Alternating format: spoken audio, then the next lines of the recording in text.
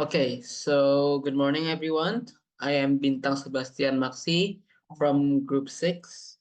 And I am here with my partners, Hanif Ahmad Reza, Hanif, Rashid Abinaya Rahman Abi, Mariam Hanifah Hani, Raya Sadina, Citta, Muhammad Gifari Mufazar Agib, Siti Nuravisha Afisa, Ester Gracia Simangunsong Ester, Azkal Azkiya Muhardi Azkal, as well as myself. And today we are going to present about the HP and Mark Hurd case, HP's secret and Oracle's new hire. This is a very interesting case as it is quite blurry on what's happening in the case. Okay, so now I'm here to basically give a brief rundown on the case itself. And I think the best way to do this is to review the case timeline itself. So over here we have a timeline. So in 2005, Mark Hurd was hired, and Mark Hurd here will be our main character going through this case. And then in 2007, Jodie Fisher was hired. Now, Jodie Fisher will not necessarily be much of an important character as Mark Hurd at least. However, she will become very important in revealing everything in this case. And then in early 2010, Mark Hurd falsifies expense account, and I'll explain this more later. And then in June 2010, Mark Hurd was accused of sexual harassment. Now, this sexual harassment um, was based on a report by Judy Fisher herself, saying that Mark Hurd did some sort of work of sexual harassment.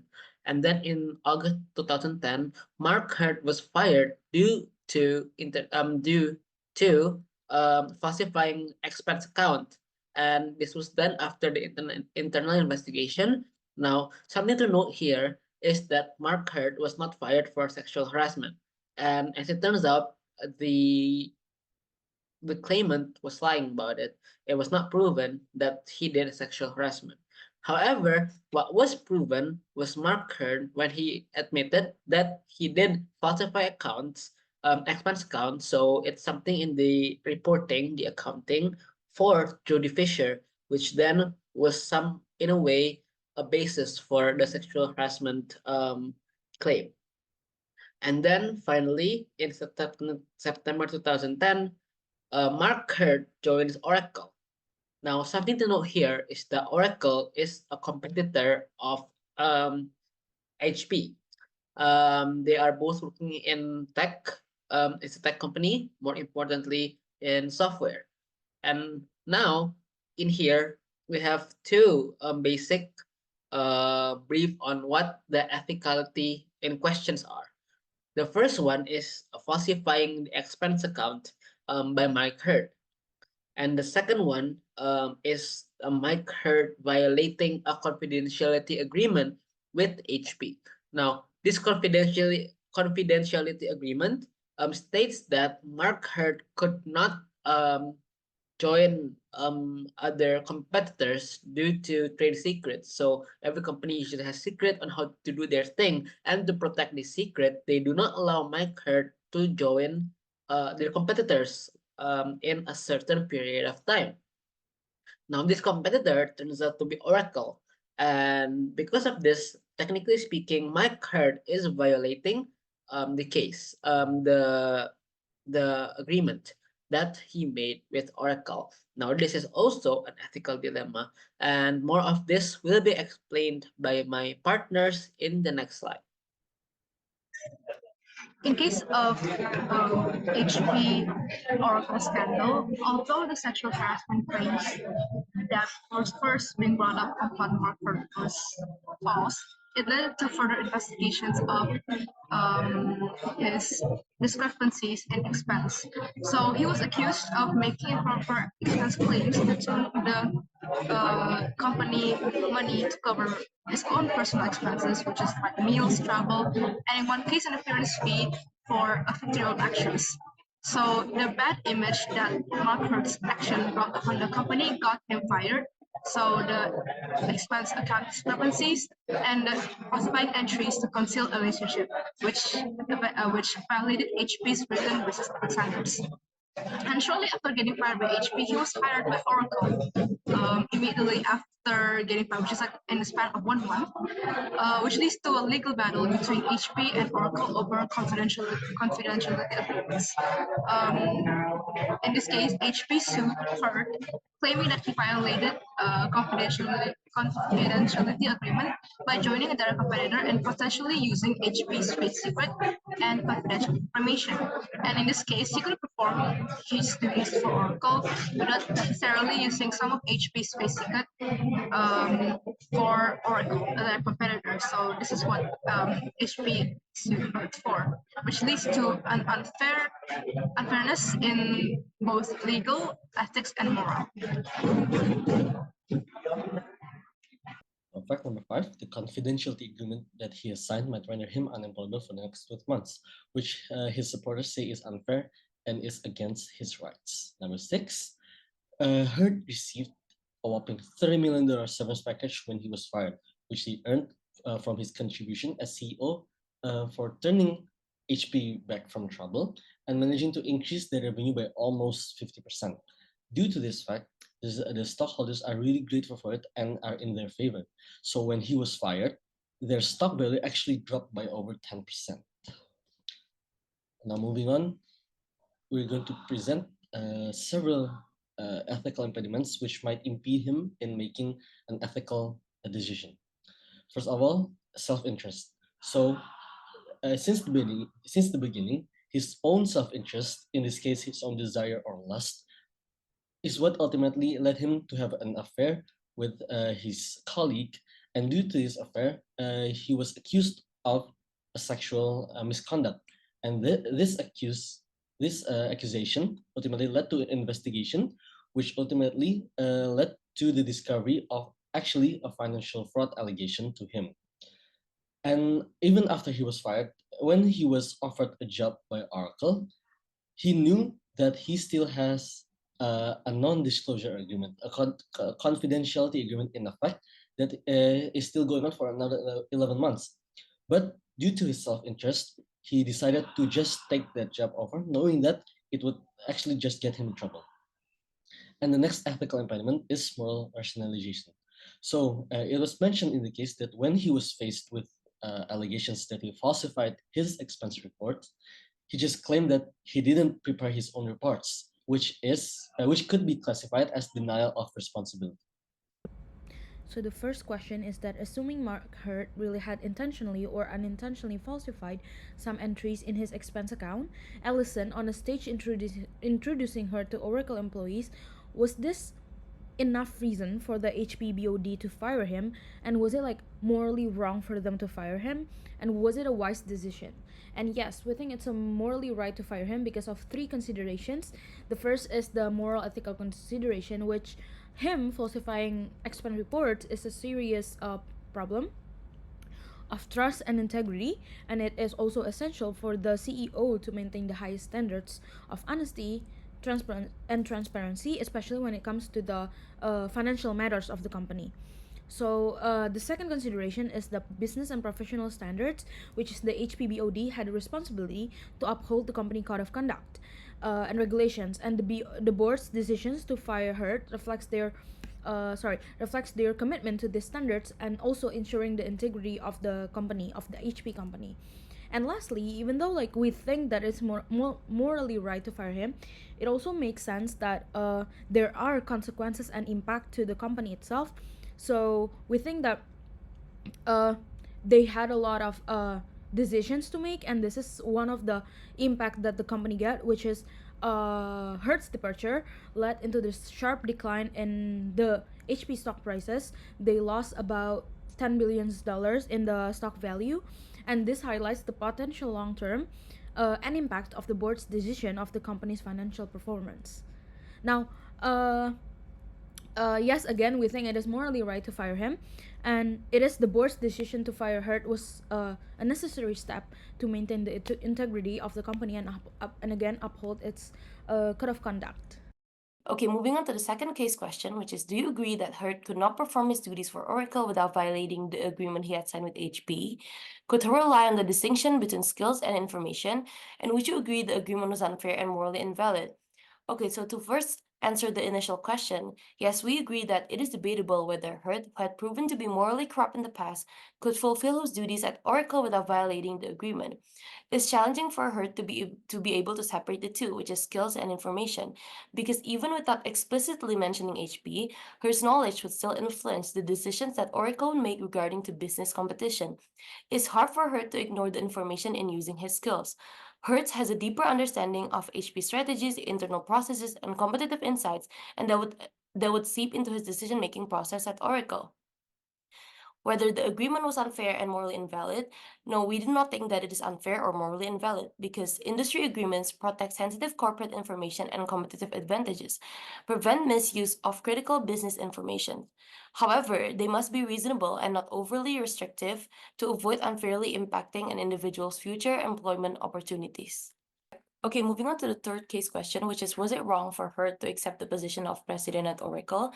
Was it wrong of Oracle to hire him? So our general answer to this would be that we do think it is wrong on both parties. It should have waited the mandatory 12 months following Hurd's termination of employment with HP before accepting a position or hiring him. So now I'm going to dive more into the Mark Hurd standpoint. So from the rights and professional opportunities point of view, we can see that Mark Hurd, like any professional, has a fundamental right to seek employment and advance his career. The opportunity to become president at Oracle offered him a chance to continue his career in significant leadership role, capitalizing on his extensive experience in the tech industry. From the second perspective, which is ethical and loyalty considerations, we can see that maybe from HP's perspective, Hurd's immediate transition to a direct competitor might be seen as a betrayal, particularly given the sensitive knowledge he possesses about HP's internal strategies and future plans. Okay, so after Citta's explanation, I want to point out about the Oracle standpoint. We do know that Oracle is at fault here, and her appointment at Oracle, it's mostly like been seen as a strategic move by the company, by Oracle, to strengthen their leadership position.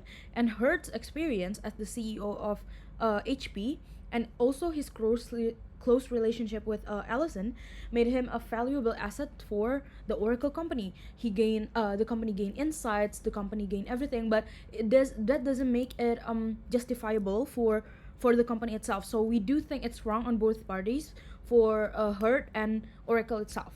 So from our opinion, they should have waited the mandatory 12 months following Hurd's termination of the employment with HP before accepting or a position before accepting a position or hiring him. So in this slide, I will explain it who is more responsible in this case. In the Mark Hurd case, it is Mark Hurd responsible, or HP boards of director who more responsible about in this case. Okay.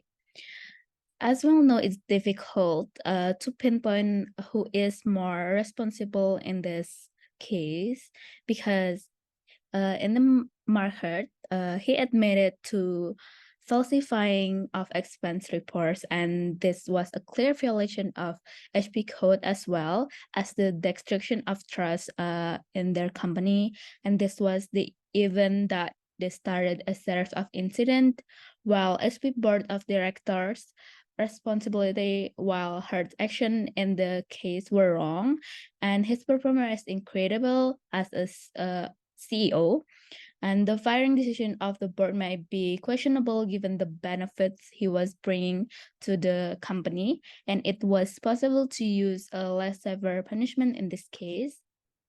And here is how to explain it about who is more responsibility. While Hurt's action directly caused the issue, and he could have maintained transparency to avoid suspension, and the board response can be seen from two angles, because as in two angles from following policy and business impact when they upheld their code, which is important for any company, and losing a successful CEO can be detrimental for their company.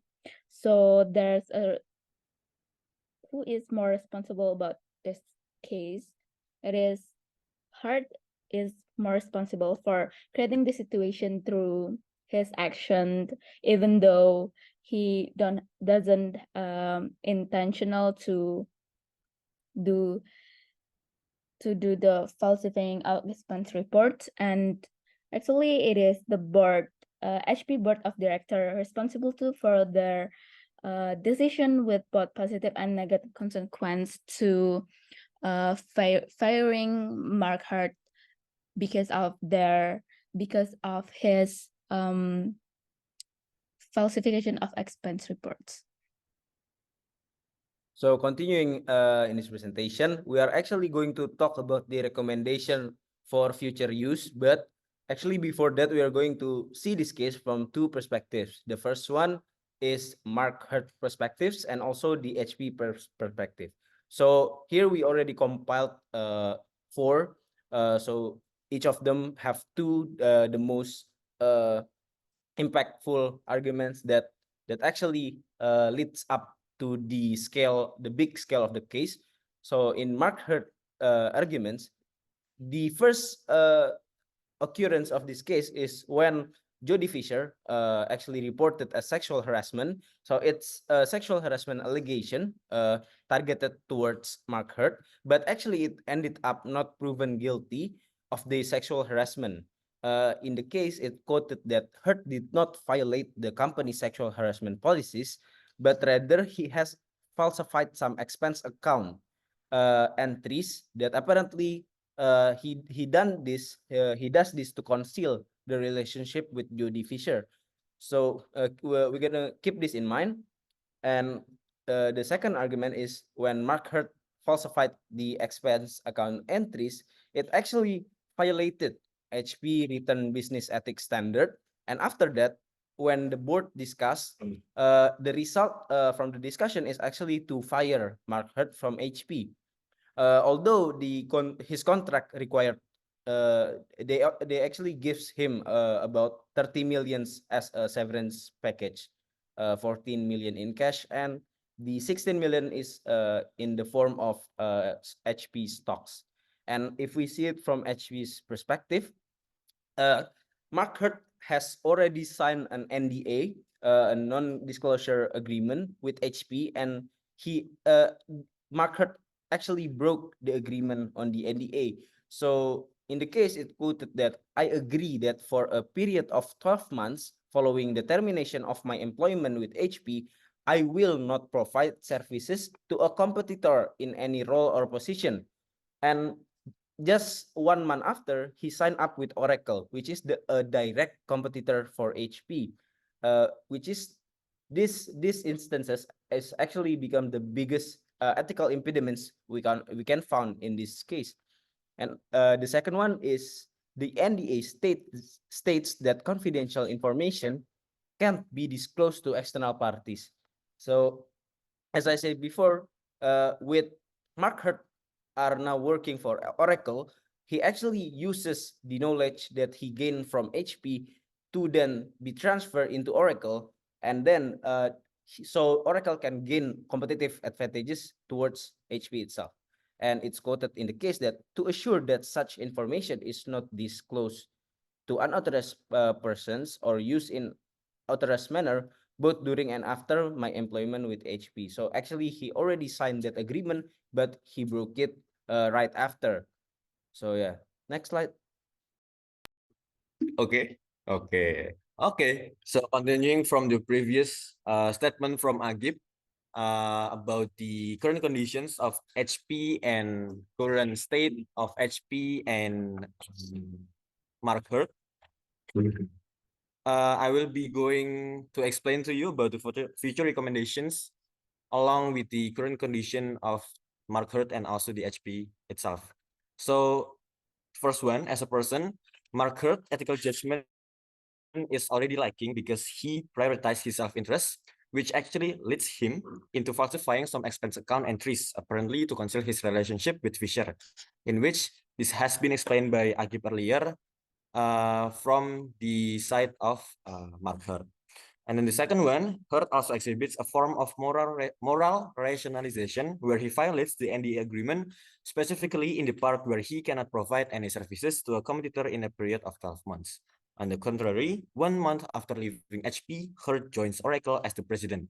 And this shows that Mark Hurd shows a form of moral rationalization in which it is essential for the company itself or even Mark Hurd himself to be able to understand the impact and the effect of this moral rationalization in the company itself and also for the reputation of himself. And then the third one is that Hurd is the stakeholders' favorite because currently when HP has Mark Hurd as the president or as the CEO, the stake or the stock price of the HP has been improving, and Mark Hurd himself are successful in improving the condition of the improving the financial conditions of HP and gaining the reputation of a good president from their stakeholders. So the moment HP fired him, the HP stock had decreased about 10%, making HP stakeholder experience downfall in price due to the immediate scandal and HP's problem management. In this case, that can be evaluated. So these 3 points will be the main highlight or will be the main current condition that would also be explained by Azkal in the next slide in context of the recommendations that we could do and also the ideal condition to achieve in HP and Mark Hurd condition. Okay, so next slide, please. All right, because we conduct gap analysis for the future recommendation. So how do HP and also Mark Hurd move from the current condition into the ideal condition is by filling in the gaps, which we will provide for recommendation for each party. So the first one is for Mark Hurd. So as in this case, actually, Mark Hurd got severance package with a total amount of $30 million from HP. And actually, Mark Hurd could use his $30 million severance package as his savings for the next 12 months. So until the end of the NDA, so he doesn't broke any agreements on the non-disclosure agreements between him and also HP. And additionally, this severance package must also have been calculated by HP to be more than enough for him to leave. Now, the next one is for Mark Hurd also. In any future occasion, as a professional, Hurd must not break the agreement of any contract as it is fatal and broke something absolute, which is law. But unluckily, Mark Hurd already died. The third one is for HP as an organization or as a company. So before taking a decision to fire Hurd, HP could choose to do a PR campaign in their internal organization to heal their reputation, also exact gradual punishment, as firing him, which is Mark Hurd, proved to be detrimental to their stock value. And last one is it is stated that HP also have written business ethics standards. As an evaluation to this case, HP should provide ongoing ethics training for all employees, including executives.